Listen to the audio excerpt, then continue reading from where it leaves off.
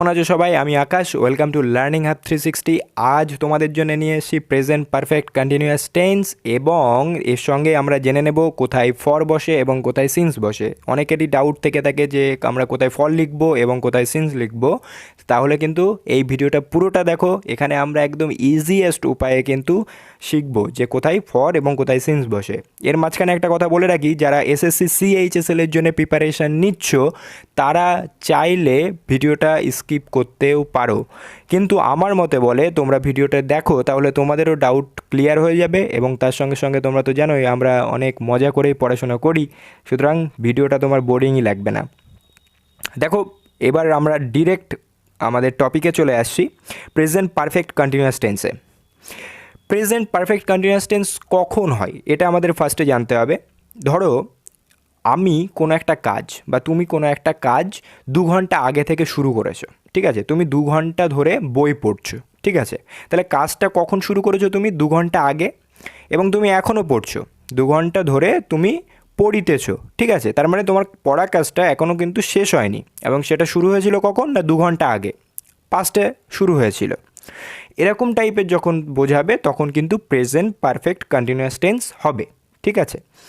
এখানে দেখো, বাংলা ক্রিয়াপদের শেষে কি কি থাকে বলো তো? বাংলা ক্রিয়াপদের শেষে তেছি, তেছো, তেছে ইত্যাদি, এবং বিশেষ করে সময়ের উল্লেখ থাকবে, ঠিক আছে? তুমি যদি দেখো, এখানে ভালো করে দেখো, এখানে একটা সেন্টেন্স দিয়েছে, আমি 2 ঘন্টা ধরে পড়িতেছি। এই যে 2 ঘন্টা যেটা আছে না, এটা তো একটা সময়ের উল্লেখ করছে, তাই না? যখন দেখবে যে কোথাও টাইমের উল্লেখ আছে, যে আমি সকাল থেকে খেলিতেছি, বা সে সকাল 8টা থেকে ঘুমাইতেছে, ঠিক আছে? এরকম যখন থাকবে, সময়ের উল্লেখ থাকবে, তখন কিন্তু আমরা প্রেজেন্ট পারফেক্ট কন্টিনিউয়াস টেন্স করব, ঠিক আছে? এবারে দেখো, আমরা স্ট্রাকচারটা দেখব। স্ট্রাকচারটা কি?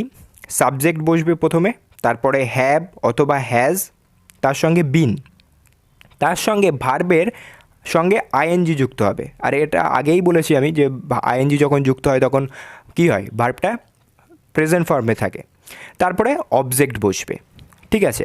এবার আমরা কিছু উদাহরণ দেখে নেই, তাহলে তোমাদের একদম ডাউট ক্লিয়ার হয়ে যাবে।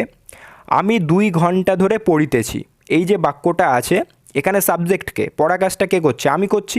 তাহলে আই বসলো, তারপর আয়ের সঙ্গে হ্যাভ বসে না হ্যাজ বসে?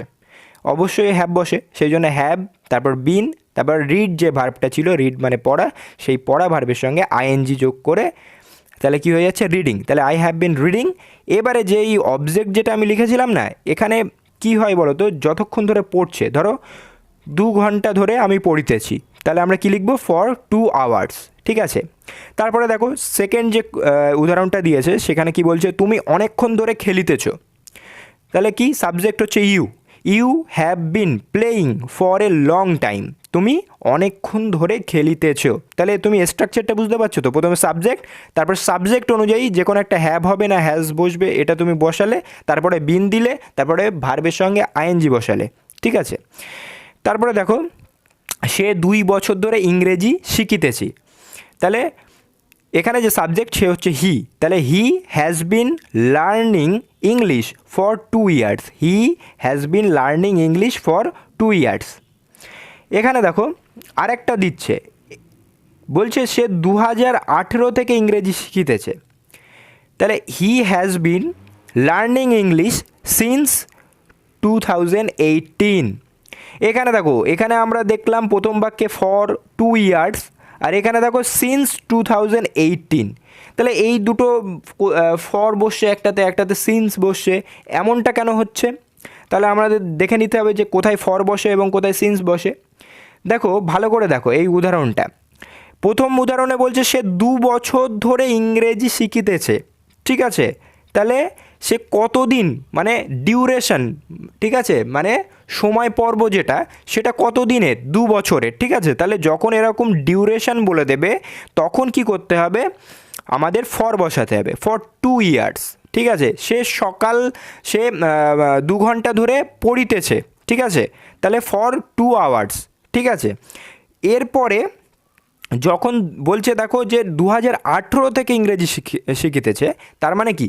কখন সে কাজটা শুরু করেছিল সেই টাইমটা উল্লেখ আছে, 2018-র কথা উল্লেখ আছে যখন সে কাজটা শুরু করেছিল।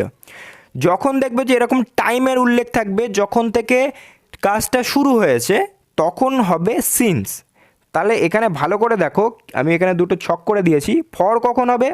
ফর হচ্ছে যখন বলা থাকবে ডিউরেশান, অর্থাৎ 2 ঘন্টা ধরে পড়ছে, 2 ঘন্টা ধরে ঘুমাচ্ছে, 4 ঘন্টা ধরে সে খাবার খাচ্ছিল, 5 ঘন্টা ধরে সে বই পড়ছিল ইত্যাদি। যখন এই ডিউরেশান বলে দেবে যে এত ঘন্টা ধরে কাজটা হচ্ছে, এত ঘন্টা ধরে হচ্ছে, তখন কিন্তু কী হবে? ফর হবে।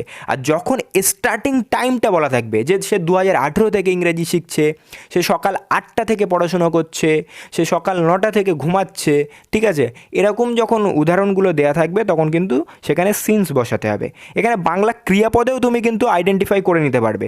যখন দেখবে যে ধরে আছে, ঠিক আছে, মানে 2 ঘন্টা, ধরো বললো যে সে 2 ঘন্টা ধরে পড়ছে, ঠিক আছে, তাহলে এই যে ধরে আছে না, এটা থেকে তুমি বুঝতে পারবে যে হ্যাঁ, তাহলে এখানে ফর বসবে। আর সিন্স কখন হবে?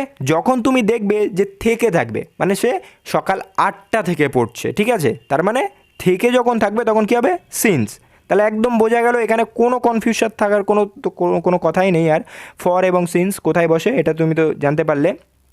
এরপরে আমরা একটা উদাহরণ দেখে নিচ্ছি। দেখো কি বলছে, রাম সকাল থেকে ইউটিউবে ভিডিও দেখিতেছে, ঠিক আছে, সকাল থেকে। ভালো করে বোঝো কাজটা কখন শুরু হয়েছিল, মানে এমনটা কিন্তু বলেনি যে রাম 2 ঘন্টা ধরে ইউটিউব দেখছে বা রাম 10 ঘন্টা ধরে ঘুমাচ্ছে, এমন কিছু বলেনি কিন্তু। বলেছে কখন? যখন সে কাজটা শুরু করেছিল সেই সময়ের উল্লেখটা আছে কিন্তু, ভালো করে বোঝো।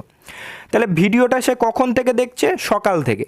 ওকে, তাহলে এখানে আমরা কি লিখবো? Ram has been watching videos on YouTube since the morning. এখানে আমরা সিন্স ইউজ করেছি, তার কারণটা হচ্ছে কি, আমাদের স্টার্টিং টাইমটা দেওয়া রয়েছে, সে সকাল থেকে কাজটা করছে।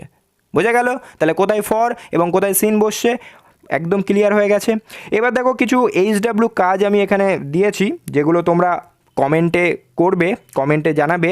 আর এর আগের দিনেও কমেন্টে অনেকেই অ্যান্সার দিয়েছিলে, আমি এখানে স্ক্রিনশট দিয়ে দেবো কোনি, এই মুহূর্তে আমার কাছে নেই, আমি যখন ভিডিও শ্যুট করছি, সুতরাং আমি তার নামটাও নিতে পারছি না। বাট নেক্সট টাইম অবশ্যই তার নামটা অবশ্যই আমি বলবো। যাই হোক, তোমরা সেই জন্য তাড়াতাড়ি কমেন্ট করো, ঠিক আছে। এই যে এইচডাব্লিউগুলো আছে, দেখো কি এইচডাব্লিউ আছে, রাহুল গতকাল থেকে টুম্পার কথা ভাবিতেছে, ঠিক আছে। তুমি কার কথা ভাবছো অবশ্যই কমেন্টে জানাও, না এমনটা জানিও না, এই এইচডাব্লিউগুলো করে জানাও, ঠিক আছে। 1 ঘন্টা ধরে বৃষ্টি পড়িতেছে। আর নেক্সট যেটা আছে সেটা হচ্ছে আমরা অনেকক্ষণ ধরে অপেক্ষা করিতেছি, ঠিক আছে। এই 3টে এইচডাব্লিউ থাকলো, তোমরা অবশ্যই কমেন্টে গিয়ে জানাও। আর তোমাদের সঙ্গে একটা কথা বলবো বলেছিলাম ভিডিও শেষে, এখন যারা থাকতে চাও থাকতে পারো, 2 মিনিট নেবো, 2 মিনিটও লাগবে না, 1 মিনিট। আর যারা মনে করছো না স্কিপ করতে পারো, যাই হোক, তোমার নিজেদেরই লোক তো, আর কোনো অসুবিধা নেই। যাই হোক, যেটা বলছিলাম, এই যে আমি ভিডিও তৈরি করলাম, আপলোড করে দিলাম, এই কিন্তু আমার দায়িত্ব শেষ, ঠিক আছে। তোমাদের নিজেদের চ্যানেল এটা, ঠিক আছে। বাকি তোমাদেরও কিছু দায়িত্ব নিতে হবে। দায়িত্বটা কি? কিছুই না, লাইক, কমেন্ট, শেয়ার, এইগুলো যেগুলো থাকে এগুলো হচ্ছে তোমাদের উপরে, ঠিক আছে। আমার দায়িত্ব ভিডিও আপলোড করা, বাকি দায়িত্ব তোমাদের। একদম তোমাদেরও চ্যানেল, এর মাঝখানে আমিও আছি, সবাই মিলে একটা ফ্যামিলি, হ্যাপি ফ্যামিলি। ওকে, বোঝা গেল? তাহলে নেক্সট ভিডিও আসা পর্যন্ত অবশ্যই নিজের খেয়াল রাখো, এবং দেখা হচ্ছে নেক্সট ভিডিওতে, খুব তাড়াতাড়ি আসে, মেবি কালকেই বা আজকেই হয়তো আসতে পারে, জানি।